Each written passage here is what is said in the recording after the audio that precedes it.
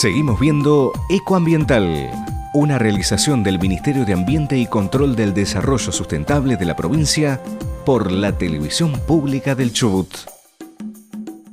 Aquí estamos de regreso con Ecoambiental, dedicando gran parte de este y de los últimos programas a algo que tiene muchísimo que ver con nuestra provincia, cómo es la zona costera, ¿no? Cómo es el océano Atlántico, cómo estamos tratando, bien tratando o maltratando a nuestro mar, y charlando con José Luis Esteves respecto de la basura, ¿no? Los residuos en el océano, los residuos en la costa, los residuos en el mar, ¿sí? ¿Cuánta responsabilidad tenemos, José Luis, cada uno de nosotros en esto que está pasando?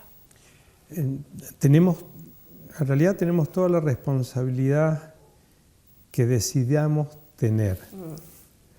Ahora, ¿quién es el que decide la responsabilidad? En algunos casos somos nosotros mismos, es decir, una especie de mecanismo de autodefensa. No voy a tirar esto por. Ese es el mecanismo de autodefensa. Entonces, cuido mi entorno. Mi casa la mantengo limpia. Mi casa no tiene basura. Mi casa no tiene papeles tirados, bolsas de plástico, ratas o perros deambulando. ¿Por qué si mi casa no tiene eso, mi otra casa más grande lo tiene que tener? Entonces, ese es un mecanismo de autodefensa. Hay otros mecanismos que también puede manejar la autoridad de aplicación, el municipio por caso, la autoridad de aplicación en el mar, que es la prefectura naval, ese tipo de cosas. ¿Y a dónde va? Es a mostrar y a enseñar que tal cosa no se debe hacer. ¿Cómo se muestra? Se demuestra con una legislación fuerte, se demuestra con multas que tienen que ver con el bolsillo y eso ayuda a comprender el problema, se demuestra con exigencia en el sentido de manejo de residuos de todo tipo, no solo sólidos sino líquidos, y en realidad tampoco es un capricho el hecho de cuidar que no se ensucie algo. Hemos hablado ya de los problemas sobre los animales, ese tipo de cosas. Estamos hablando también sobre problemas de salud en nosotros mismos. Claro. Sí. Estamos en un basural cerca de la costa, las gaviotas van a ir a comer ahí, van a ir a tomar agua al tanque de agua de mi propia casa, y si tengo el tanque, la tapa rota, van a defecar ahí, después mi agua va a estar contaminada y yo voy a estar contaminado. Entonces, esos mecanismos tienen que, a nivel municipal, tienen que generarse de una manera, digamos, más judicial, por decirlo de alguna manera. Seguro. Ese es un aspecto importantísimo. La otra, claro, hay mil maneras. Disminuyamos el uso de los plásticos. Eso se está haciendo, por suerte, en algunos lugares. Sin embargo, es cuestión de revisar las ciudades costeras de nuestra provincia y nos agarramos la cabeza, porque por más que haya legislación, por más que haya voluntad de cambio y todo lo demás, hay gente que no comprendió el mensaje. No lo comprendió. José Luis, ¿hay algún ejemplo? Vos conocés mucho la costa argentina, ¿no? Se ha hecho, la Fundación hace unos años hizo un censo costero en relación a... ¿Hay alguna ciudad o localidad de la costa que se pueda poner como ejemplo de trabajo en este sentido, o estamos todos más o menos igual? Difícil pregunta esa. Hay algunas localidades de Argentina que son particularmente cuidadosas con su ambiente. La Prida, hay en la provincia de Buenos Aires, sí. Hay Trenquelauquen, hay en varias provincias hay algunas joyas que se mantiene gracias a la responsabilidad del intendente, que comprendió que eso tenía que cambiarlo. Bien. En la costa es difícil. En la costa lo que se ha visto, bueno, Fundación Patrimonio Natural hizo 2 censos de contaminación con 12 años de diferencia uno de otro, uno en el 95 y el otro en el 2007. Simplemente para que tengan una idea de lo que fue ese Censo Nacional de Contaminación Costera, les digo que en un solo día se recorrieron más de 2.000 kilómetros con 3.000 voluntarios. Es decir, cada uno era responsabilidad de su kilómetro, 700 metros, 1,5 kilómetros, de recorrer y revisar lo que había. Entonces, en un solo día pudo tenerse una instantánea lo que pasaba en la costa argentina. Lo que hemos visto es que había municipios que son cuidadosos, sobre todo los municipios de la provincia de Buenos Aires que están muy cercanos uno de otro. Entonces ellos practican, sobre todo en temporada, practican la limpieza de las playas y entonces la cantidad de residuos era menores. Otros municipios que son, por ejemplo, la provincia de Río Negro, tiene municipios colindantes, en donde termina un municipio empieza el otro, entonces son cientos de kilómetros o decenas de kilómetros de ejido municipal, en donde el control ya no es más posible. Claro. Entonces ahí hay mayor cantidad de residuos. Pero el que se llevó los laureles en el segundo censo en el año 2007 fue la provincia de Tierra del Fuego, en donde la cantidad de residuos aumentaron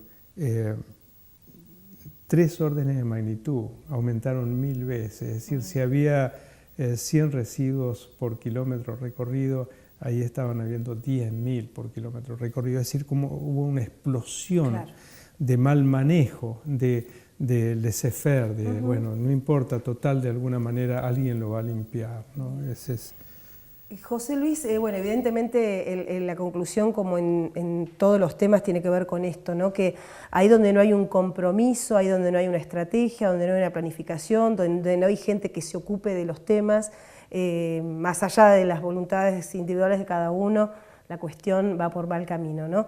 Y como para ir cerrando la charla, estas cuestiones tan globales, ¿no? Estos nuevos continentes, casi como hasta así se ha hablado, estas islas de basura, que son de todos y no son de nadie. ¿Cómo se manejan a nivel global estas temáticas? Por ejemplo, esas toneladas de residuos que hay en el mar llevadas por la corriente.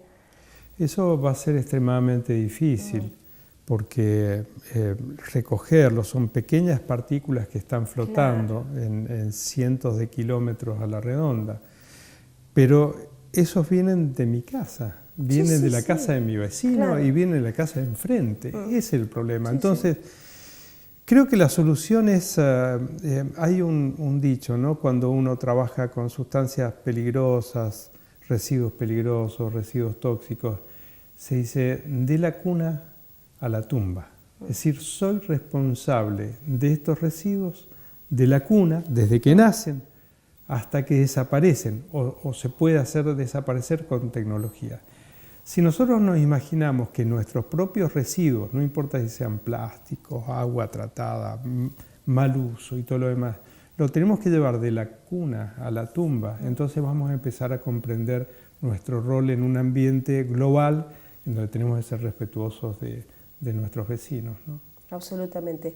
José Luis, muchísimas gracias por haber venido nuevamente y bueno, efectivamente resultó corto el tiempo para charlar porque bueno, José Luis tiene una trayectoria impresionante en muchos temas, así que ya va a haber oportunidad de encontrarnos nuevamente. ¿Te parece? Cómo no, muchas gracias. Muchísimas gracias.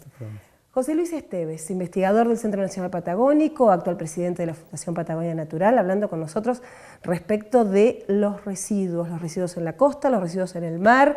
Y bueno, pensemos un poquito, a ver qué partecita de la responsabilidad, decimos, no de la culpa, de la responsabilidad tenemos en cada una de nuestras casas. Algunos consejos para tener en cuenta respecto de este tema.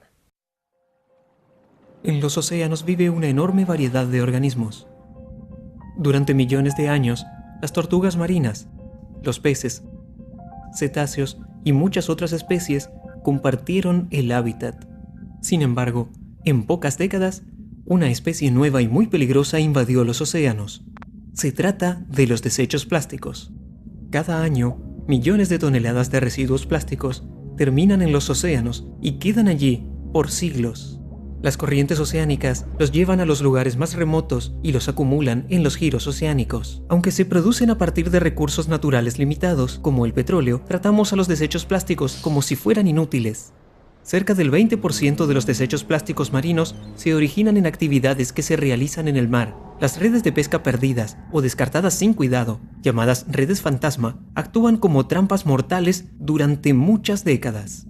Las correas de embalaje trabadas alrededor de la cabeza o las aletas de los animales marinos producen lesiones dolorosas y la muerte.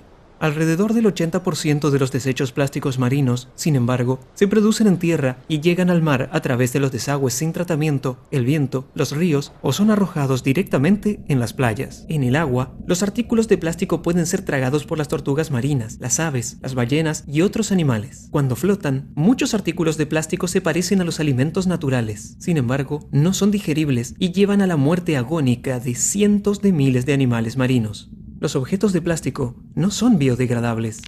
Solo se rompen en pedazos cada vez más pequeños, llamados microplásticos. Los productos de cuidado personal contienen microperlas de plástico y son una fuente de grandes cantidades de microplásticos que también se vacían cada día en forma directa y sin restricciones a los ríos y océanos. Los microplásticos absorben contaminantes del medio marino. Al ser ingeridas por los organismos más pequeños, esas partículas, junto con los contaminantes, ingresan a la cadena alimentaria y finalmente llegan a nuestros platos. Los desechos plásticos son una de las principales fuentes de contaminación marina mundial y amenazan la vida marina. Juntos podemos cambiar esto. Participe evitando los plásticos descartables y eligiendo productos sin microperlas de plástico. Ya sea en tierra o en el mar, recoja cualquier artículo de plástico desechado descuidadamente y disponga correctamente los residuos de plástico. Apoye nuestros esfuerzos a favor de océanos libres de plástico. Para obtener más información, visite oceancare.org/plastic. Gracias por su ayuda para liberar al medio ambiente de los residuos plásticos y proteger así la vida marina.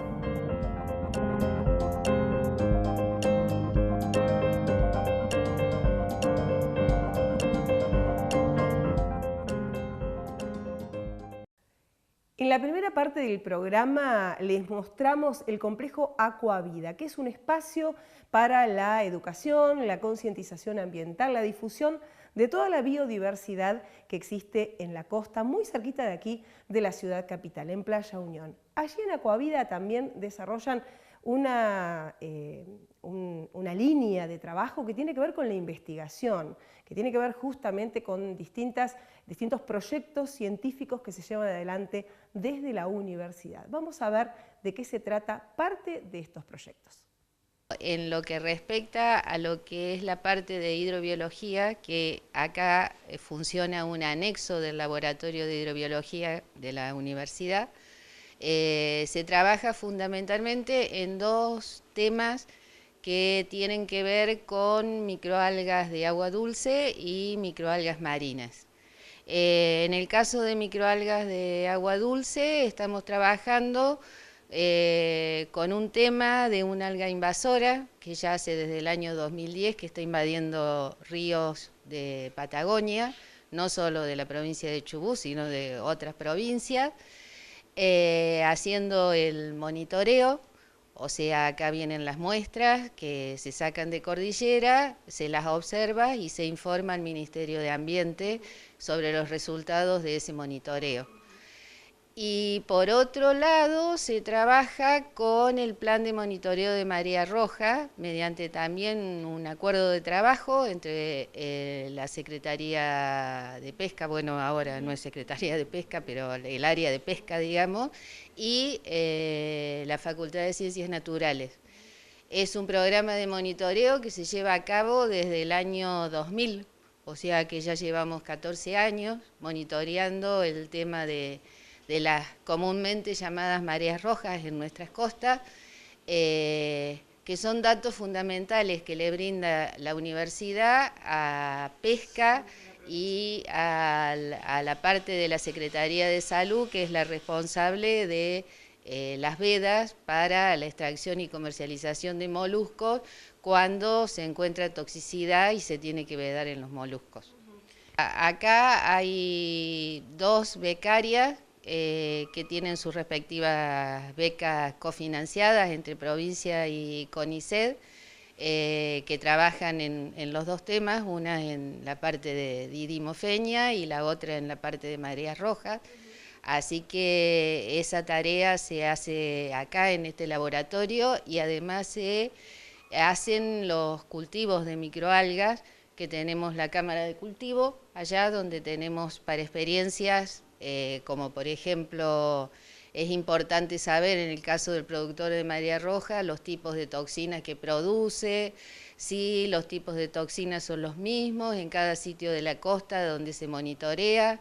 O sea, todo ese tipo de trabajo se está haciendo acá. Nos trae acá Aquavida el proyecto de Cauquenes porque aquí fue donde se originó, aquí fue donde nosotros nos enteramos por una charla que organizó Aquavida junto con la Dirección de Fauna de la provincia de Chubut, del problema de conservación que había con los cauquenes, y a partir de ahí nosotros empezamos a pensar qué acciones podríamos hacer acá en Aquavida y en conjunto con la universidad, y bueno, empezamos a trabajar, hicimos el proyecto que presentamos en la universidad y ahí empezó todo el estudio que ya lleva 5 años, porque empezó en el 2010 y del cual ya tenemos algunos resultados interesantes y que nosotros le vamos pasando todos los años a la Dirección de Fauna.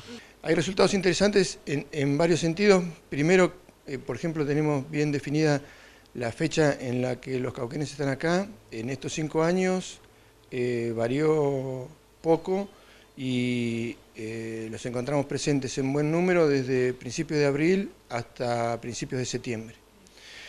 La especie numéricamente de las 3 migratorias que tiene una preponderancia casi exclusiva es el cauquén común, que tiene más del 99% de los ejemplares son de esa especie. Y en el valle pasan la invernada en la época pico entre 15 y 20.000 cauquenes.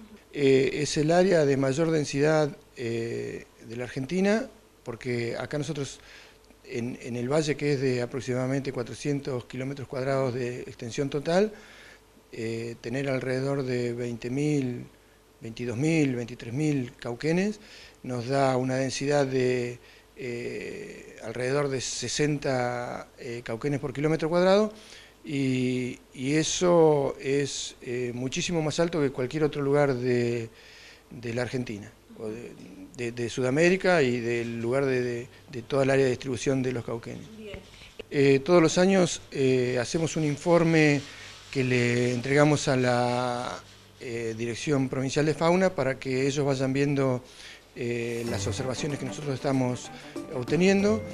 Hicimos también presentaciones en congresos, en Tucumán, en Salta, y próximamente vamos a presentar un trabajo referido a la dieta de los cauquenes en el valle en la reunión de Ecología de Comodoro, que se hace en noviembre de este año. Y bueno, también hemos hecho charlas y divulgación aquí en Aquavida, y bueno, próximamente también publicaremos en alguna revista científica esta información. Enseguida volvemos con más Ecoambiental, el programa del Ministerio de Ambiente y Control del Desarrollo Sustentable de la provincia del Chubut.